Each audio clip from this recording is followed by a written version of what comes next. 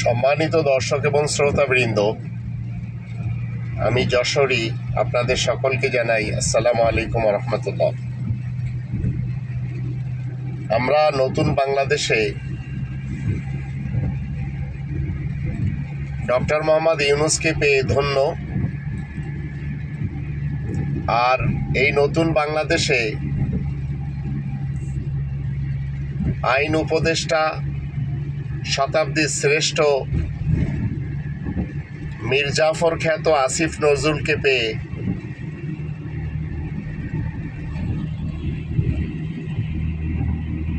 আমরা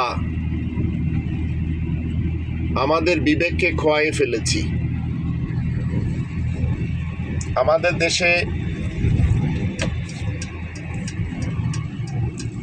এই আসিফ নজরুলের মতো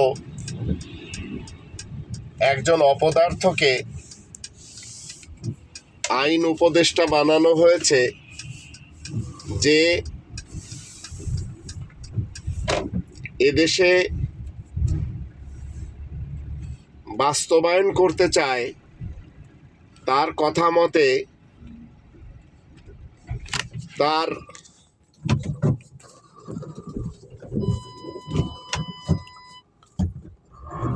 আরব ইতিহাসের একজন বর্বর আরব, যে কিনা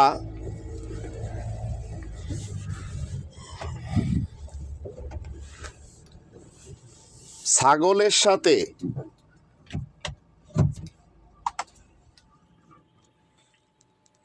সহবাস করেছিল।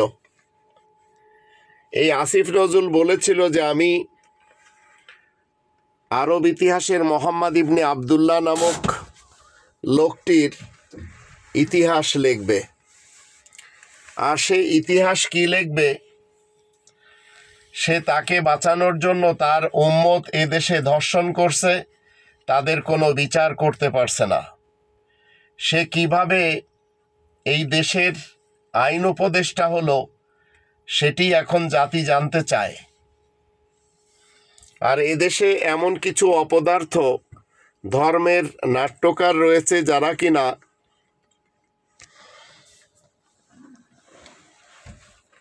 ধর্মের নামে নাটক করে। তার ভিতরে একজন বিশেষ রয়েছে কবির বিন সামাদ বা কবির বিন আব্দুস সামাদ। আবার এমন কিছু অপদার্থ বক্তা হুজুর রয়েছে, উলামায়ে কুফফারদের এক একজন আস্ত অপদার্থ সদস্য। তাদের ভিতরে আবু তহা আদনান, যে কিনা বলেছে বডিগার্ড ছাড়া যদি কেউ চলাফেরা করে তাহলে তার কাছে স্বর্ণ, রূপা, মোবাইল কোনো কিছু থাকলে তো ছিনতাই হতেই পারে। এই কবির বিন আব্দুস সামাদ আল্লাহ তাআলার উপরে মিথ্যাচার করতে যে সে কিনা তার নাটকের ভিতরে বলছে কেউ যদি ধর্ষণ করে তাহলে তাকে মাটিতে পুঁতে পাথর মেরে শেষ করে দিতে হবে। এই বিধানটি বাইবেলে লেখা, যদিও খ্রিস্টান এবং ইহুদি সমাজ তার উপরে আমলও করে না। তো এই ধরনের অপদার্থদেরকে আমরা পেয়েছি।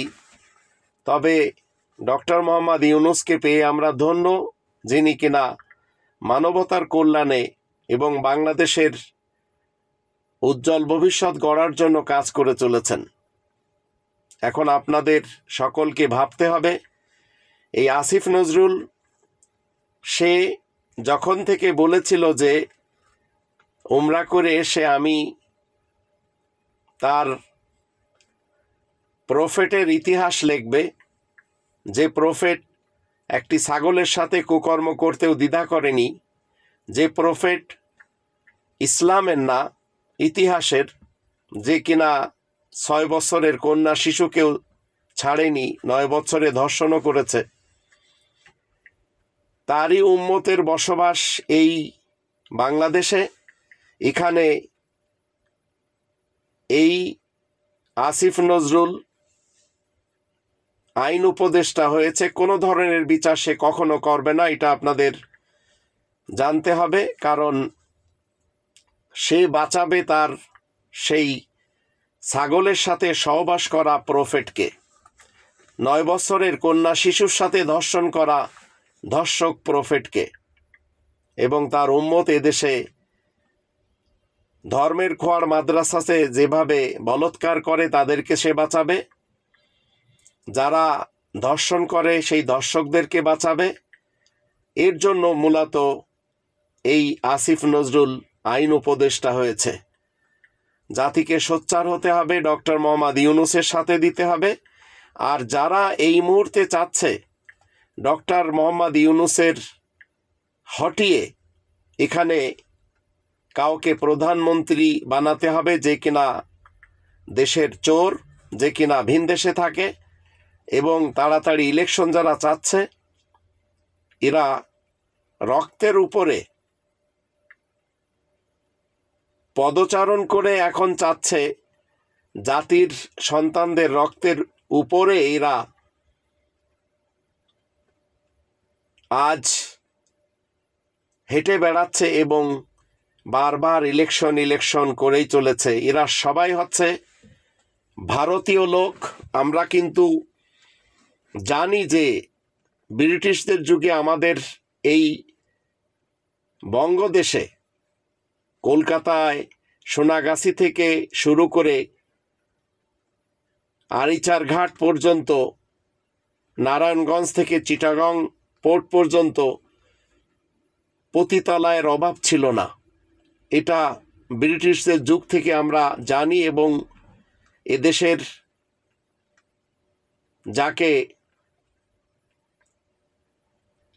যার লেখা আমার সোনার বাংলা, এদেশের জাতীয় সঙ্গীত বানানো হয়েছে একটি ষড়যন্ত্রের মাধ্যম দিয়ে, তাকেই কিনা আজ খুব বেশি চর্চা করা হয়েছে। কিন্তু সেই রবীন্দ্রনাথ যে 43টি পতিতালয়ের খানকি পাড়ার কালেকশনার বা কালেক্টর ছিল, সেটি কিন্তু মানুষ জেনেও গেছে। তো এখন যারা ইলেকশনের কথা বলছে, এদের বড় একটা অংশ আমাদের দেশের যারা দেশদ্রোহী, এদের বড় একটি অংশ তাদের ফ্যামিলির পরিচয় যখন আমরা দেখব, তখন দেখতে পাবো যে শত শত খানকি পাড়া থেকে যেসব সন্তানেরা জন্ম নিয়েছিল, যাদের বাবার কোনো পরিচয় ছিল না, মায়েদের ব্যাপারে সবাই জানতো যে নটির ছেলে বা সেনালের ছেলে, এরাই কিন্তু বাংলাদেশকে ভারতের হাতে দিয়েছে। আর এরাই হচ্ছে সেই যুগের জন্ম নেওয়া সন্তান। এরা শিক্ষিত সমাজকে পছন্দ করে না, ডক্টর মোহাম্মদ ইউনূসকে পছন্দ করে না। ডক্টর মোহাম্মদ ইউনূসের যোগ্যতা আল্লাহ তাআলার শান্তির পৃথিবীতে এতটাই যে তার সাথে দাঁড়িয়ে একটি ফটো ওঠানোর জন্য বড় বড়রা লাইন লাগায়। এখন আপনারা যারা তারিক জিয়াকে আনতে চাচ্ছেন, আপনারা যারা অন্য কাউকে আনতে চাচ্ছেন, এদের যোগ্যতা আদৌ আছে কিনা? খালেদা জিয়ার কোনো যোগ্যতা কখনো ছিল না দেশ চালানোর, হাসিনারও কখনো যোগ্যতা ছিল না দেশ চালানোর। তো এগুলি আপনাদের এখন ইতিহাসের দৃষ্টিতে জানতে হবে। এই দেশ কোনোভাবেও হাতছাড়া হয়ে গেলে ডক্টর মোহাম্মদ ইউনূসের জায়গাতে যদি আপনারা অপদার্থদেরকে বসান, তাহলে এই দেশ নরকের কুণ্ড হবে, আর কিছুই হবে না। তাই আসুন আমরা একটু চিন্তা করি যে আমরা আসলে কাদেরকে আইন উপদেষ্টাদের অন্তর্ভুক্ত করেছি, কাদেরকে ডক্টর মোহাম্মদ ইউনূসের আশেপাশে বসিয়েছি, কাদেরকে আমরা আনতে চাচ্ছি এবং কাদের কথাতে আমরা ইলেকশন করছি। এগুলি আপনাদের সকলকে একটু বুঝতে হবে, জানতে হবে। আর এই ধর্মের নাট্যকার যারা রয়েছে, অপদার্থদেরকে, যারা কোরআনের উপরে হাত উঠায়, যারা ইসলামের উপরে হাত উঠায়, যারা আল্লাহ তাআলাকে নিয়ে মিথ্যাচার করে, এই মুরতাদ নাস্তিক আর এই আবু তহা আদনান টাইপের যারা অপদার্থ রয়েছে, আগুনখোর বক্তা হুজুর, আরও শত শত না, এখানে 118 জন প্লাস রয়েছে, এদেরকে বয়কট যদি না করতে পারেন নিজের জীবনের জন্য, তাহলে মনে রাখবেন এই কালে আপনাকে যাতনাতে থাকতে হবে।